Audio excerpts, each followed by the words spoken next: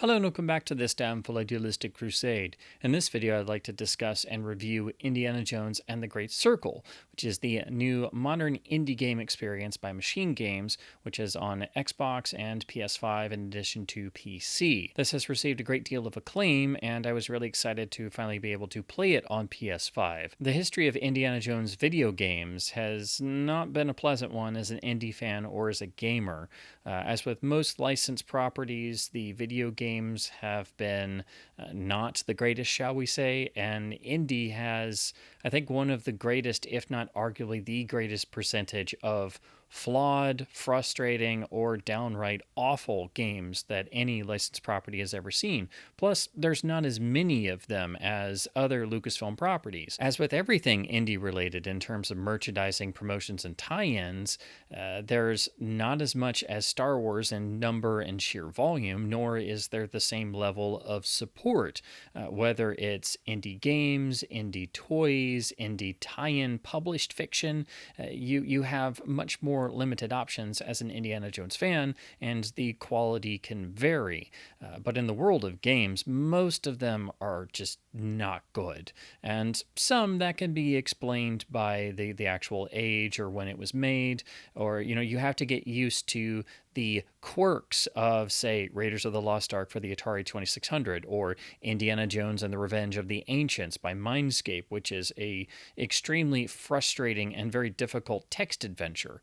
There have only been a handful of indie games that are actually really any good, and the best of those is still, of course, Fate of Atlantis, which is the classic DOS adventure game by LucasArts, which has loomed large, casting a shadow over every indie game since, and not one of them has fully lived up to it. And frankly, nor does Great Circle, in spite of the great reviews you see everywhere. Because my experience with this game, I have to quote Roger Ebert, or at least paraphrase, by saying, I hated this game. I hated every single minute of it. I hated the experience of playing it. I did not want to return to it. To paraphrase Ebert even more, this game for me was an unbearable experience of unending length. That's the best way I can describe Indiana Jones and the Great Circle. A great deal of money, time, and effort went into this game, don't get me wrong. There are some positives, and on the surface it looks very polished and nice with impressive graphics and period detail of the 1930s. But once you get past that window dressing, I think you have a fundamentally broken game that's trying to do too many things at once, where the only humanity or even slightly enjoyable parts are the admittedly overlong cutscenes. In fact, the cutscenes are a relief to get to from the sluggish, monotonous, boring, terrible, broken gameplay that will make you throw your controller in just sheer frustration with how bad it is. Machine Games, who developed Great Circle, is most famous for their Wolfenstein series of shooters, which makes them seemingly, you would think, a rather perfect fit to make a modern AAA Indiana Jones action game or action adventure game or whatever you wanted to make. And what they have done is made a game that is leaning, or is saying that it's leaning heavily on the adventure, but what they seem to really want to do is make something that is trying to be as far away as possible from the Indiana Jones imitators in video gaming, specifically Tomb Raider and the Uncharted series. And in doing so, they also wanted to work in the most famous elements of the trilogy of films and the two other films, and also a good deal of what people love about Indiana Jones and the Fate of Atlantis. So this is a game focusing on exploration and puzzle solving over action, but none of it is done very well, and it translates into doing the same repetitive actions over and over, being unfairly penalized by a game that's not well designed, and wandering around for hours on end without really being informed of what you're doing and why. And so when you get to one of the seemingly endless series of cutscenes that go on for quite a while, it's a relief to get away from the gameplay. And then when the cutscene's over, you're like, oh crap, I have to play more of this. So I guess I'll jump into the tone, setting, story, and plot plot of Great Circle. This game is set in 1937, placing it between Raiders of the Lost Ark and Last Crusade on the Indy timeline, and those are the two films it is primarily pulling from, although there is unfortunately a good deal of Dial of Destiny in there as well, specifically in terms of the Macguffin of the plot and the overall tone of the story. Indiana Jones finds himself on a hunt to find the pieces of the Great Circle before the Nazis, led by one Voss, are able to obtain it and use its power to be able to circumnavigate the globe at a moment's notice, basically a sort of mystical transportation device. This also somehow involves Noah's Ark, which gives it shades of Indiana Jones and the Genesis deluge in terms of the books, and there are certain other moments throughout that do seem reminiscent of things seen in some of the expanded universe Indiana Jones fiction. And I will say all of it is better done in the novels, even the bad novels. There's not one aspect of this game that hasn't been done better somewhere else. The game opens in Barnett College, where Indy fends off an attack, and then that sends him on the trail to the Vatican, which is the first major location the game is set in, and you're sent to wander around the Vatican for hours on end before transitioning to Egypt, and then eventually ending up in Sukhothai as the final location with a sort of, I mean, it's really a glorified single level in between with a set piece set in Shanghai. The love interest is the reporter Gina, who is looking for her missing sister, who was supposedly working with Voss and the Nazis and is herself an archaeologist. So that is how she runs into Indiana Jones when he's masquerading as a priest in the Vatican, going through all of Vatican City and into the catacombs on the trail of pieces of the Great Circle before the Nazis can get their hands on them. And so they team up, and she is your companion through the rest of the game as you're trying to get pieces of the Great Circle and complete the various side quests in Italy, Egypt, Sukhothai, and then also the sort of in-between locations of Barnett College at the opening, and also an interlude on board a Nazi ship that's been somehow mysteriously transported to the top of an icy peak, which again is some shades of Genesis Deluge, and then the Shanghai section I mentioned. Now all this fits within the established chronology, and being placed between Raiders and Crusade puts it in the classic era and still just before the start of World War II. The game seems hell-bent on reminding you, though, of Raiders of the Lost Ark and Last Crusade, those being the most well-known and discussed of the original trilogy, as there are constant references throughout, which is at its most prevalent in the opening, which is a sort of tutorial allowing the player to get acclimatized to the game's controls and unbelievably sluggish, clunky gameplay, as the opening recreates the opening of Raiders of the Lost Ark with the idol grab, and it recreates everything to an incredible level of detail in the video game world. This really sets up how the game is trying so heavily to mimic aspects of the films, especially and most notably in Troy Baker's performance as Indiana Jones, where he's basically doing an unbelievably uncanny Harrison Ford impression, and that combined with the likeness of a younger Harrison Ford, for me, caused a rather uncanny valley sort of effect, because it was in some ways like the opening of Dial of Destiny with the de-aged Harrison Ford running around, except here it was very obvious that it wasn't Harrison Ford, and for me it actually drew attention more to it was an impression of Ford instead of a unique Indiana Jones performance. So I find Baker's performance and his Ford impression to be unbelievably fantastic for those aspects, but it actually became more of a distraction for me than anything. I actually enjoy the various video game performances of Indiana Jones over the years because they didn't try to do a Harrison Ford impression, or they got, relative sound-alikes who were in the same sort of ballpark as Ford's original performance. They didn't try to so directly imitate Harrison Ford right down to his mannerisms and having his exact likeness that's of course de-aged or at a specific age to fit the story. So I think it's right to praise Baker's performance for its own merits, but I wish it was more of an actual performance instead of an uncanny Harrison Ford impression.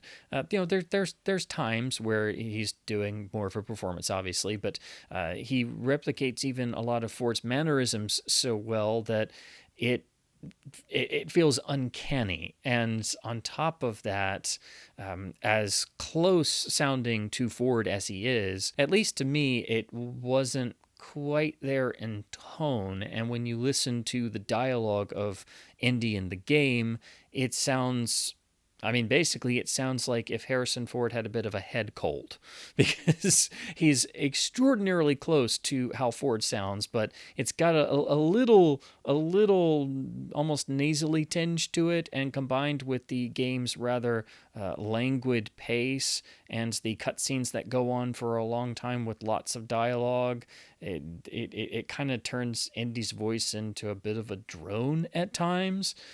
So it kind of sounds a bit like this when he's looking for the pieces of the Great Circle, and it's kind of like Indy has a bit of a sinus infection from the last time he got stung by scorpions in that pyramid chamber. Where's my hat? Are you pursuing some forbidden secret, perhaps? Look, Gina, this has been swell. And I hope you find your sister, but I work best on my own. Where's my hat? He's here. Legend says that the Great Circle does have some power, something about its geometry, a deeper force that connects these sites. Yeah, but that's superstition. And I don't believe in superstition. Neither do I. But if Voss thinks those stone relics can help the Reich, then we have to find them before he does. But that's really more of my own personal minor quibble. Again, it's not an issue with the performance. I think it's more an issue with the direction they went, and really striving to have such an uncanny Harrison Ford impression. Again, I would have much preferred they just had an original in-character Indiana Jones for the game, maybe with Ford's likeness as we've seen before. I just think doing such a distinct Ford impression that was so close was, it just went into that uncanny valley territory for me. I think all the performances overall are great, though, in terms of the performances. It's the writing that's the problem, and the storyline and everything feeling underbaked. I think underbaked is the best way to describe every aspect of this infuriating as hell game. Aside from Baker's performance as Indy and the uncanny Ford impression that he does, I think the other acting standout is the late Tony Todd in what was his last performance as Locus, who is the secondary villain slash potential ally of the game who reappears throughout. Every appearance he has in the game, he just radiates presence like mad, and he's so fantastic that you wish he had had more to do. Again, the character is serving a basic purpose and comes and goes, and unfortunately, like everything else in the storyline, nothing is properly developed. I think every character would have been better served by being better written, and that's most apparent in the characterization of Gina, and also some issues with the villains, specifically Voss and the other Nazis. Gina, as the female character and potential love interest with Indy, hits the sort of requisite necessary beats, but again, only the necessary ones, and none of them are very well hit. She serves the purpose the character is supposed to, but doesn't do anything more than that, and frankly throughout the game becomes more of a hindrance than anything, and you start to wonder, why is she even there? And her whole quest to find her sister comes and goes in terms of plot focus, and the character sort of just drags down the level of energy. Not that there's much energy at all, and Indy is frequently partnered up and having to deal with this NPC character going around, and it just doesn't do anything for the storyline. And in spite of the good performance, I think the character is one of the most underwritten and underdeveloped female characters in all of Indiana Jones. And that's including some of the not great ones that were underwritten in indie fiction. Then when you look at the primary villain Voss and some of the other secondary villains, such as the Nazis, they have the requisite menace, but at times they're either allowed to or encouraged to go not just over the top, but into, I think, immersion and story breaking levels of over the top. The game does have an undercurrent of humor. It tries to work in humor at different points, and none of it really works. There's a lot about Indy losing his hat, or there's especially a lot about Indy's famous fear of snakes, and that's frankly way too overdone. None of the humor really works.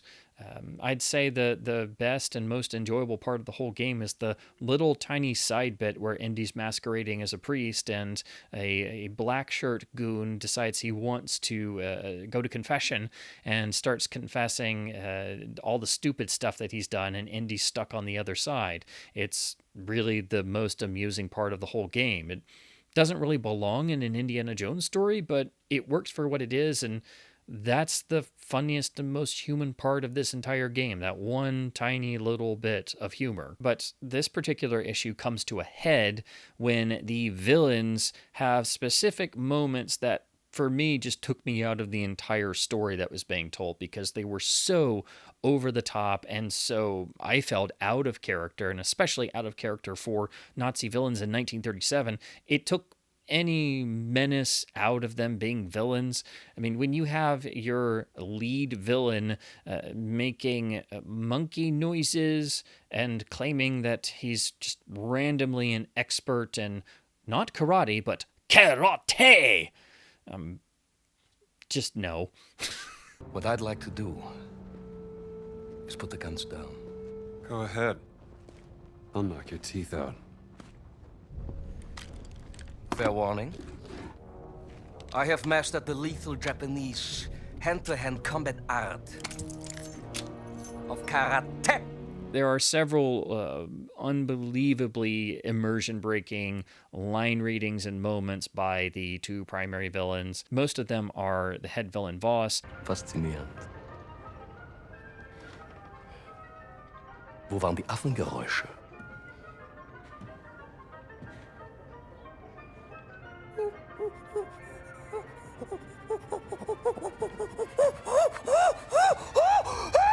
Um ihren peinlichen Versuch, Dominanz zu zeigen, zu unterstreichen. Familie! Toto!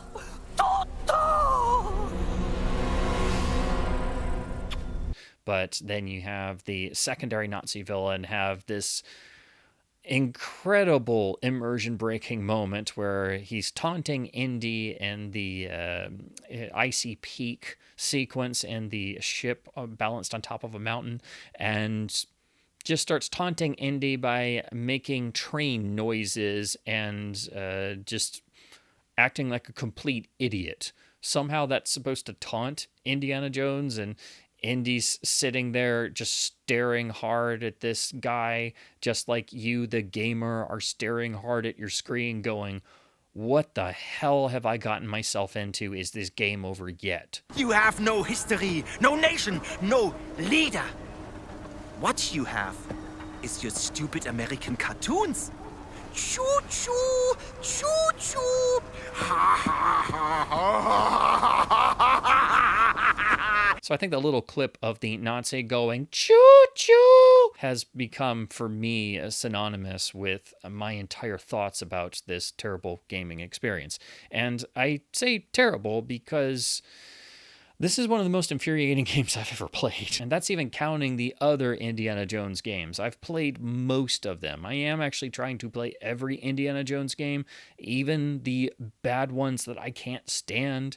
And this is as frustrating as some of those, if not even more frustrating than some of those, because it doesn't have any reason to be this infuriating for being a modern AAA game. And now we have to talk about the gameplay, because, of course, right off the bat, you're going to notice the game is in the first-person perspective.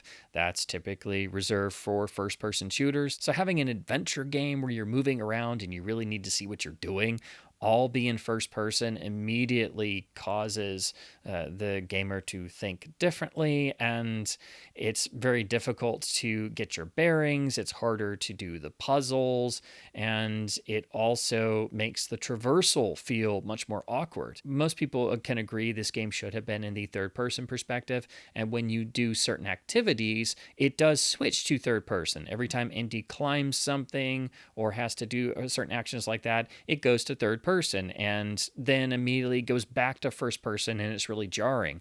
When you're in third person, everything feels so much better. And on top of that, the first person perspective has motion swaying and camera swaying and blurring built in. And so if you have issues playing first person shooters, if you get a little bit queasy or nauseous or things, you will have to go into the settings and adjust or turn a lot of that stuff off. And I typically don't have that problem, but I did have to do that here. I did have moments playing this game where it kind of made me feel disoriented. And then I thought to go in settings, and sure enough, there were multiple options, and I tried turning those off, and it did improve the experience, but it was still kind of disorienting playing this whole game. In fact, to me, it felt like playing a game that added first person as a bonus option, but wasn't designed for it. And so if you've played, say, Rockstar's Grand Theft Auto 5 or Red Dead Redemption 2, those are third person games that added a first person view mode just as like a sort of fun novelty. And if you try playing those games in first person, yes, you can, but it's a lot more awkward and they weren't designed for it. And it can kind of be disorienting. Great Circle is that 100% all the way through, except more so. So I do agree with the common criticism that it should have been third person. I think that's pretty obvious from the start. The other thing is that the game actively discourages and penalizes you for any gunplay. The guns in this game are practically useless. Don't even bother with them. That's what I would say. If you try to use even Indy's pistol, it's awkward. It is very difficult to dispatch any enemies with any sort of weaponry, and if you use any sort of firearms, you're going to draw down tons of enemies that spawn and will pretty much wipe you out. So the game practically forces you to use its unbelievably atrocious melee combat throughout the whole game. So this game thinks that Indiana Jones is a stealth character. You will spend, I would say, 90% of this game crouched, sneaking around gigantic areas, and whenever you crouch to go in stealth mode, the edges of the screen will vignette, so they go kind of dark, which furthers the feeling of disorientation.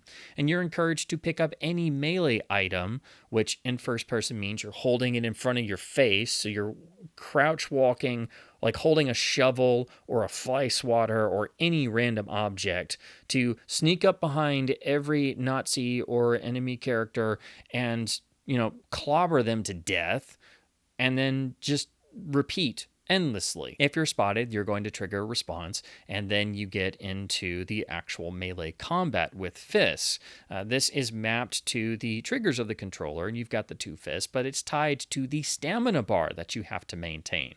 So that means after, 2 or 3 swings, unless you upgrade the stamina meter, Indy's going to get winded. Indy also gets winded after you sprint for a couple seconds, so even traversing the giant areas is a pain. But if you're fighting more than one enemy, you're pretty much toast. If you're fighting 2 enemies, you might be able to deal with them if you're fast enough and you have enough stamina. But the actual fist fighting and melee combat is unbelievably clunky. It is very unpleasant to use, and unless you've got maxed out stamina and health, and even then, you're probably going to die a lot even when you shouldn't. I would say all the times that I died in this game, I really shouldn't have, or I should have at least been able to make my way through a situation. The combat in this game is so bad that I dreaded getting into any, and I'm the type of player who enjoys action in games. In fact, I prefer action games. So if I'm given the option in an Indiana Jones game to either blast my way through a camp full of Nazis or crouch, walk, and sneak my way through and clobber 20 Nazis with shovels until I find whatever object I'm supposed to pick up hidden in the little bunkhouse, I would like to just, charge in and, maybe have some explosions and some gunplay because this is supposed to be an action adventure game. Well, if you try that, you're just going to die. I got to where I dreaded every time there was some sort of large area because the game forces you to play its way. It really shouldn't give you the option to have action at all. And it did make me think in a way of Fate of Atlantis and the action fighting mechanic it had, which was very difficult and clunky and is not a good part of that game. But that game had 3 different paths you could choose, the action, wits, or team path. So you had 3 different gameplay styles, and you didn't have to do the action if you didn't want to, but if you did, at least you could figure out how the mechanic worked and it made sense within that path of the game. Well, here in Great Circle, you just have to use stealth. There's no other way to play this game. The game forces you to do what it wants, and what it wants is very clunky in its implementation, and it will drive you up the wall. So calling this an action game, I think, is completely unfair. I would not call this an action game at all. I would call it a meandering, dull, quasi-adventure, underbaked puzzler hybrid, I suppose. Each of the environments the game takes place in are, admittedly large, but you're just expected to wander around. The game does not really tell you much of anything. It gives you the basic gist of things, but then it doesn't really allow you to understand what those mean. Even the simple act of healing requires using bandages in your inventory, and the inventory system and button mapping layout is awkwardly implemented. But if you weren't paying attention to the one time the bandages were brought up, or you didn't use them frequently, you actually forget they're there, and there's no regenerative health, and bandages are in short supply. You've also got the stamina meter, and that means you've got to upgrade that in order to be able to even sprint across these giant maps, because there's no fast travel, there's no vehicle traversal. So especially when you're going around the Vatican, and most of all when you're going around the big map in Egypt, you're just walking around the sands back and forth, having to back travel and go back and forth.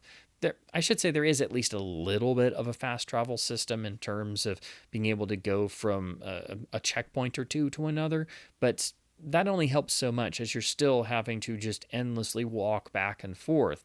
And the side quests that you run into are just sort of in there willy-nilly, and you'll suddenly realize you're doing an objective that's not part of the main quest. It's actually a side quest. Or you're informed about a side quest, but you never get back to it because you're doing the main story quest, and then suddenly you're transitioning over to the next area, and then later on or after your playthrough, you're going to have to go back to that other area.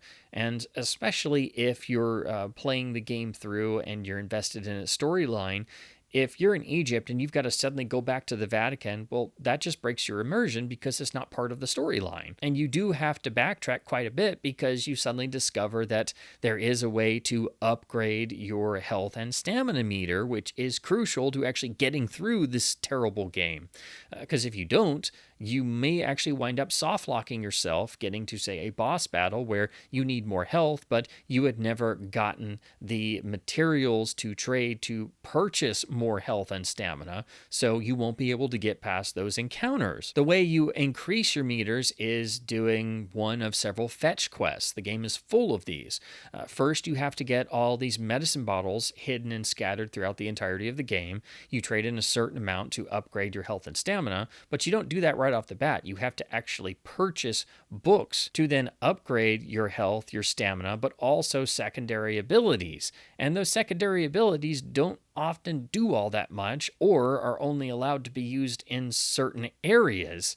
So that just really defeats the purpose and is very frustrating if you're just wanting to play the game and have natural progression and have your skills naturally progress as well. I had to collect enough to upgrade my health and stamina enough to actually get through the entire main story of the game. If I hadn't done that, I wouldn't have made it. And the game doesn't make this very clear until you actually get the first medicine bottle in the Vatican, and then you just have to either spend hours searching for all of these things and doing, again, all these fetch quests, or get enough to then move on with things. All of this goes back to the fact that the game, may act like it's trying not to hold the player's hand, but I would say it really doesn't tell the player much of anything. It gives you the basic gist and just turns you loose in these oversized giant maps where you're just wandering around, and then you're wandering back to the other side, and you're wandering back to another place you've already been,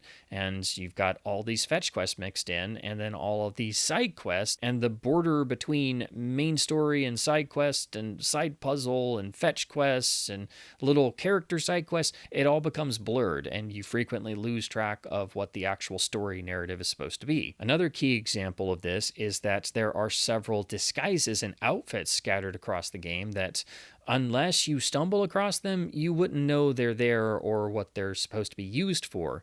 But these are actual ways of getting through heavily guarded areas, because you're able to find, say, a black shirt uniform in the Vatican or a German Nazi uniform in Egypt, so then you can actually go through the Nazi camps and not be spotted as easily. But you wouldn't know about any of these unless you stumble across them. And I actually did stumble across one, and it just appeared out of nowhere. And I'm like, wait, what?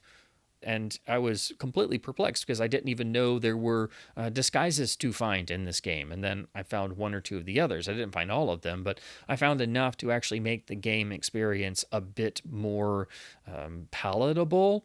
But it was still the same sluggish, infuriating, terrible gameplay, just made a little bit easier to deal with in terms of just getting through areas, because I was dreading going through them anyway, because I couldn't even get into a firefight, and I certainly couldn't get into a fist fight with a whole courtyard full of enemies or a dig site full of Nazis. Each zone or area of the game acts as if it's an open world, and you do have all of the areas on your map and the specific sections you can kind of fast travel to.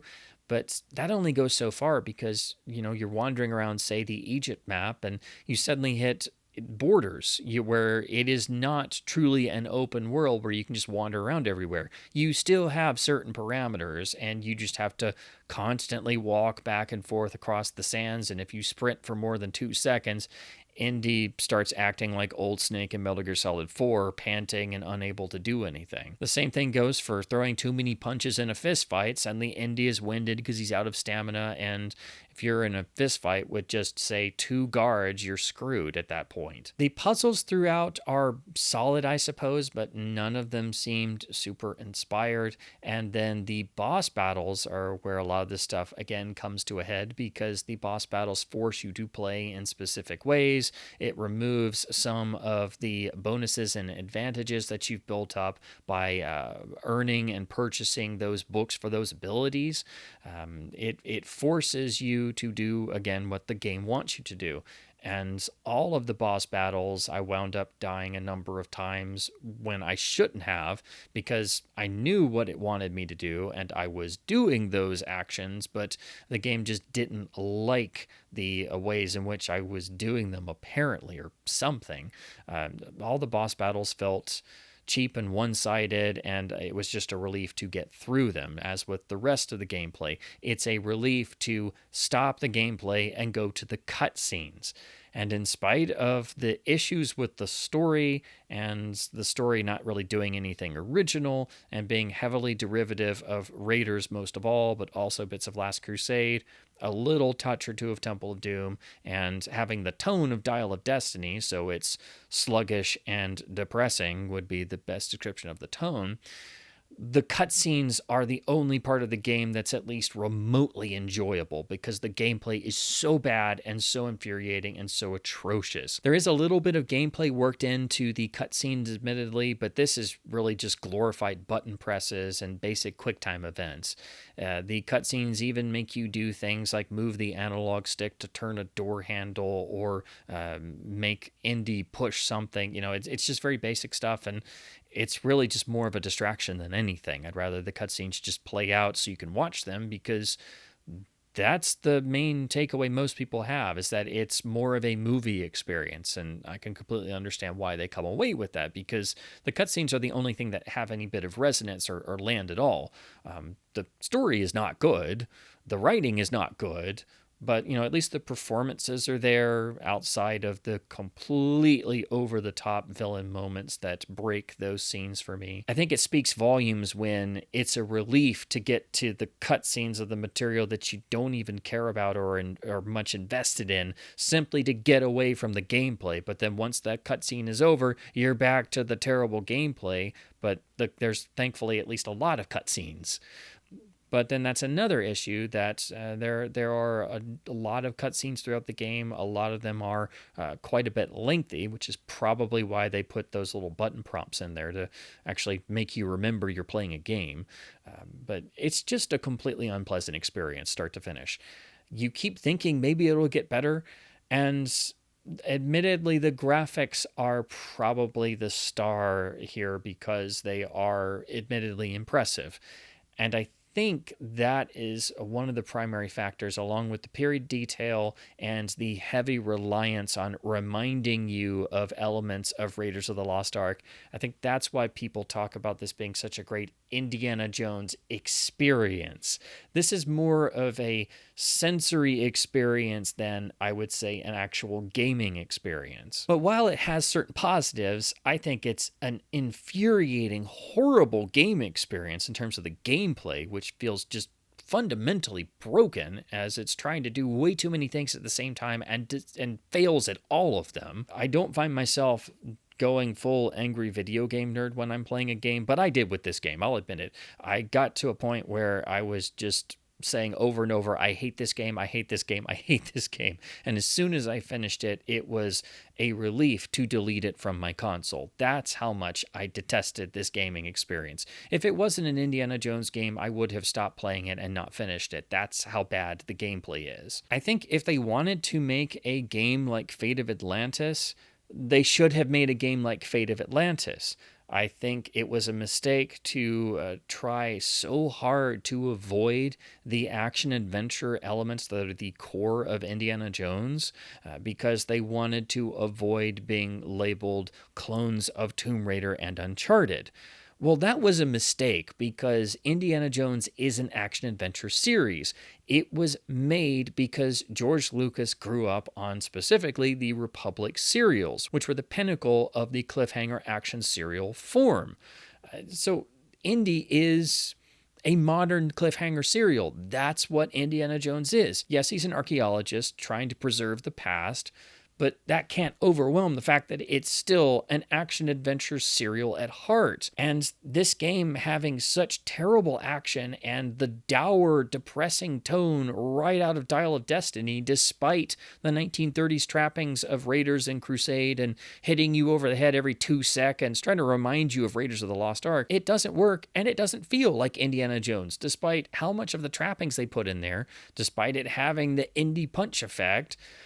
Despite Indy having his fedora, you could have all the trappings, but the spirit isn't there.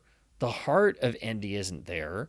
The writing certainly isn't there because, frankly, nothing in the story is anything special and it's derivative. And the actual plot device of the Great Circle and the final reveal of what it's supposed to do and be able to let Nazis transport themselves anywhere across the world so they can take over areas at will, that's not entirely original. Some of those elements have been done in indie fiction, and it's quite similar to the Macguffin of Dial of Destiny, being a Nazi plot to use a device to transport around the world.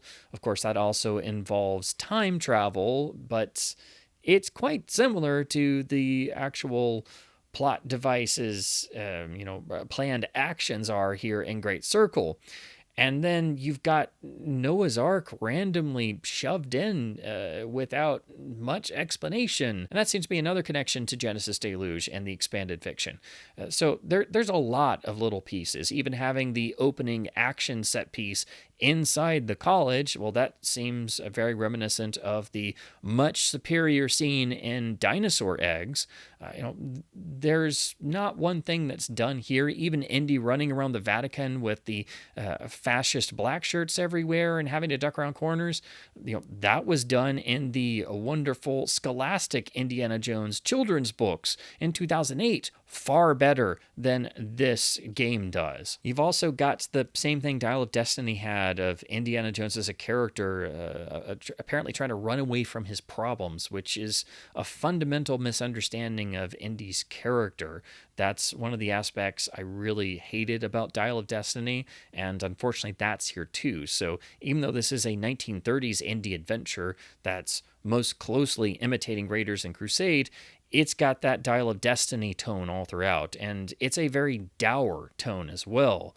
I mean, Indy isn't an old man depressed losing his job, but, he does actually lose his job over the course of this game's plot. So you've got all of the additional real-world stuff that, while it technically makes sense why it's in this story, it also doesn't really belong in an Indiana Jones story, because at its heart, an Indy story should be an action-adventure cliffhanger serial with a heavy dose of history and archaeology and some of the supernatural. Which is why I always say the best modern Indiana Jones game is Uncharted 2, because the best modern Indiana Jones game in terms of spirit, tone, action, movie-style cliffhanger set pieces like you would get in a serial, worked in humor to the moment, banter with the female character, banter with the side characters, having some levity in the roguish hero character, while also working in elements of the supernatural but not completely overdoing it. That's Uncharted 2. Uncharted 2 is possibly the most Indiana Jones game ever made. I mean, it just is. And since Uncharted and also the Tomb Raider games have done Indiana Jones better than pretty much every indie game outside of Fate of Atlantis, it means every new indie game has to distinguish itself. And unfortunately, Machine Games decided to go this strange route that I don't even know how to define it in terms of genre classification. All I know is it's one of the most infuriating and frustrating gaming experiences I've ever had. I did not enjoy this whatsoever. And in fact, I don't ever want to play it again. That's how much I hated playing this. I know there's additional DLC out there. I don't really want to go down that route. I know this sold pretty well, so they will likely make a sequel. If it's anything like this, I don't really want to play it. I also wonder how this got good reviews from anybody. And if you like this game, that's perfectly fine. I'm not telling you can't like something. And I've talked with people who had a vastly different experience to me and loved this game for some of the aspects that I couldn't stand. And that's perfectly fine. If you love this game, that's great. But for me, I didn't enjoy any of it. Outside of the graphics, the period detail, and some of the performances, outside of the not great writing. Again, I think the writing is the other giant problem, alongside the terrible gameplay and the trying to do way too many things at the same time. So ultimately, for me, Indiana Jones and the Great Circle is not just a crushing disappointment. I think it's among the worst Indiana Jones games, or at least if I'm doing a ranking of the indie games, it's inching closer to the lower end of the spectrum. I mean, the bottom is definitely stuff like the unbelievably bad Instruments of Chaos and the other young indie game for the NES. But Great Circle is infuriating, and even some of the games of the past that I do find a bit frustrating, at least those had potential and things that worked well, and you can tell the developers tried to do the best they could, and they put in a lot of effort. So, even games like Emperor's Tomb and Infernal Machine, I do have certain fondness for, even if they're not necessarily games that I truly enjoy or replay a lot or think are truly great. The truly great indie games are few and far between, and that's pretty much the LucasArts adventure games in the DOS era, Last Crusade and Fate of Atlantis, the Temple of Doom arcade game, as quarter munching as that is, that's still a great game for the arcade era. And also, the Lego indie games, even though they're just basic Lego games, that still makes them among the best indie games, because there's not a lot of good ones. I'd also put the classic Williams Pinball Adventure in there as well. So, that's my sort of top upper echelon of actually good indie games, maybe also including Greatest Adventures from the Super Nintendo as well. But I just felt Great Circle was terrible across the board. I hated every minute of playing this. If the storyline had at least been more involving and not had the Dial of Destiny tone and not tried to mimic and remind you of Raiders and Last Crusade so much and did something at least a little bit more original, or you know what, not even that.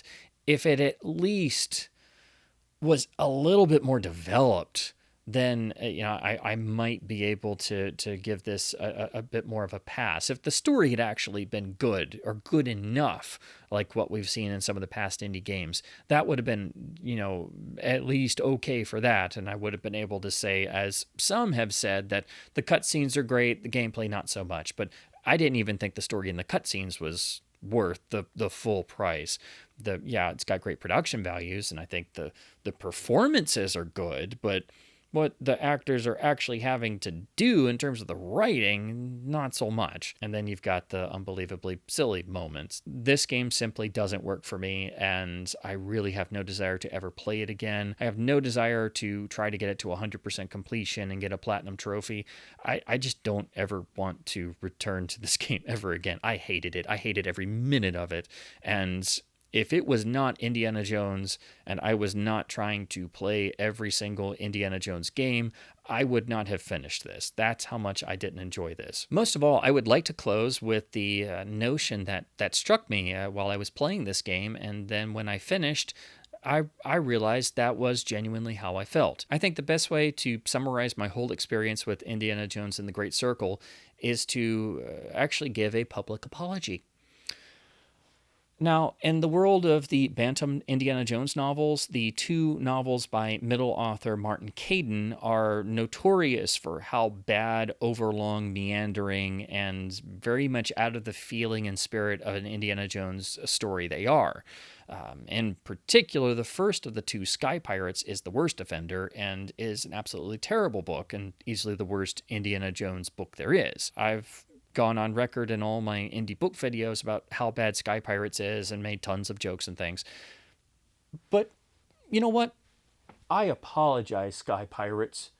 You're nowhere near as bad as Great Circle. That's how I feel. I would rather reread Sky Pirates 10 times before I replay a minute of Great Circle. That's how miserable of an experience I had with Great Circle. I actually think some of the elements of Sky Pirates are more developed and better written than the story elements in Great Circle. And Sky Pirates is terrible and underdeveloped as hell. I mean, you don't even meet the villains of Sky Pirates. They're not identified until well past the 200-page mark. And as long as it took me to slog through Sky Pirates, it still took less time than Great Circle. I had a better experience reading the terrible book than this terrible game. So again, I would summarize my experience with Great Circle as saying it's worse than Indiana Jones and the Sky Pirates. And if you know anything about Indiana Jones fiction, and if you've ever read Sky Pirates, that should tell you everything, because Sky Pirates is terrible. So those are my thoughts on playing Indiana Jones and the Great Circle. I know I am pretty much opposed entirely to the rave official reviews this game has gotten. There are some negative reviews out there, and they've all highlighted the issues I've discussed. But to be honest, I absolutely hated this game. I just even the thought of playing it some more or trying to get a platinum trophy and 100% all the fetch quests and side quests and things, it just kind of makes me shudder inside. I don't ever want to play this game again. I understand Machine Games was trying to do a bunch of different things, but I wish they had just focused on at least one of those and gotten the basic core elements right before trying to do all these different directions at once. I don't think any of it works at all. But of course, a lot of people have enjoyed Great Circle, and it is likely Machine Games will do a sequel. I do hope they're able to refine at least some of these elements, in particular, improve the gameplay. It would be nice if they could make a better sequel. And if that does happen, of course, it's an Indiana Jones game, and that means I'm going to play it out of obligation, even though I hated this game. So there is that. And if you did enjoy Great Circle, that's of course perfectly fine. And, I'd love to have further discussion in the comments below. I know I'm one of the few who absolutely hates this game, but that was just the experience I had. And I also felt the story was rather underbaked.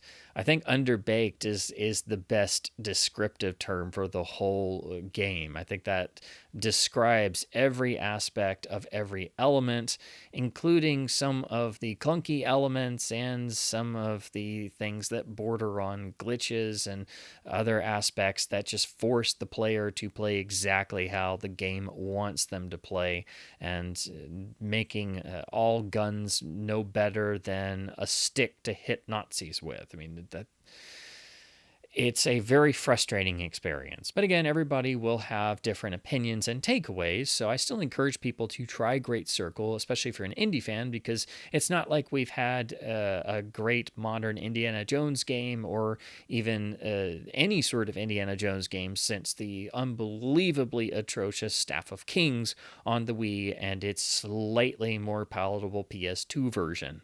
So any Indiana Jones game that's a major release is at least some cause for celebration. I just wish this game was any good. So as always, I hope my babblings about our favorite archaeologist, hero, and the expanded world of indie fiction has been at least somewhat fun and informative. Definitely check out Great Circle if you have the corresponding console or PC.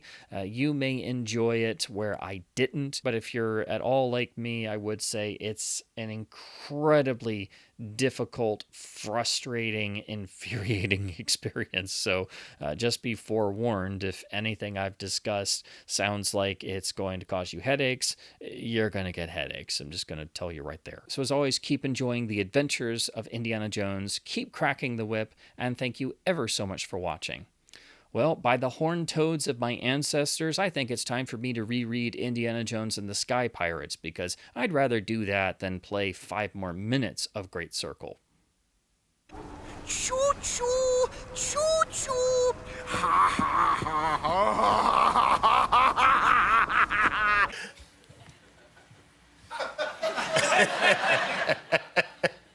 Oh, man, no, nothing like that. Oh, no, you don't.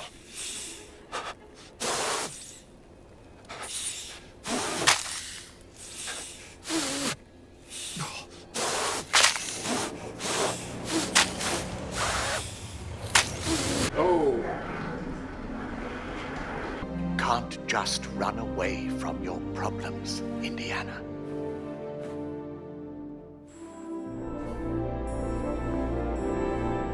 Watch me. Thank you for confirming my instinct. The lethal Japanese hand-to-hand combat art of karate. Let's stop this right now. Yeah. I said no. That's fine. Goodbye. I rest my case. Sitting in this boat feels better now. Good. I got a feeling we'll spend some time in it. Really? Madre.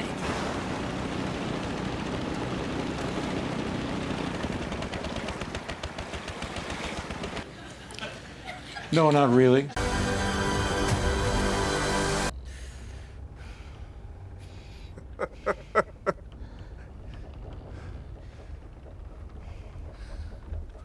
Why are you laughing? What did you think would happen? He knows what he did.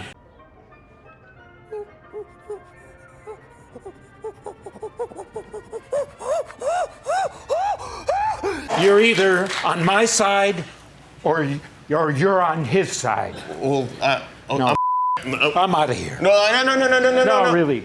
No, I really didn't And mean you, to. I'll see you in hell.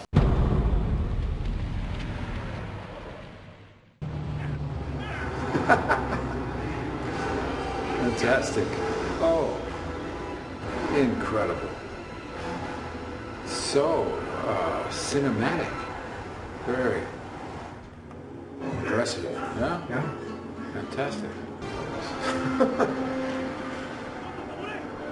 It's an adventure.